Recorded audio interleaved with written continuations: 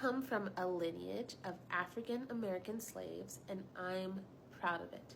What I feel many of us don't realize is how deeply embedded slavery is in our DNA. Our ancestors were indentured servants to plantation masters. Now we've become slaves to self-imposed limitations to preserve the indentured servant identity. Slaves to living hand over fist because who are we to ask for more? Slaves to the dimensions of boxes that we contort ourselves to fit into to make ourselves palatable. Slaves to narratives that fit versions of ourselves that we've outgrown to preserve the familiar illusion of safety. Slaves to the belief that we have to hold ourselves back and wait for something to change in order for us to change, and then wonder why we have nothing change. The preservation of outdated identities is what keeps us shackled to energetic loops and cycles we don't know how to break free from. So if you're looking at this and saying, oh, well, I'm not African American, so this doesn't apply to me.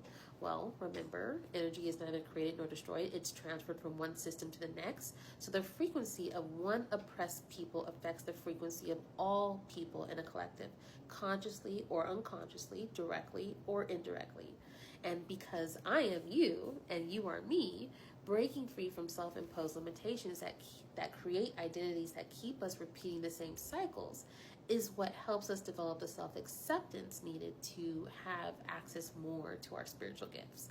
Because denying parts of you to preserve the familiar, upholding identities that keep you a slave to limitations beset on you by self-appointed masters, are all meant to deny access to your spiritual gifts, robbing you from accessing divine intelligence available to us all. And that ain't what you want. Instead, identify the parts of you preserving identities that keep you in energetic loops, preventing you from progressing toward your next level.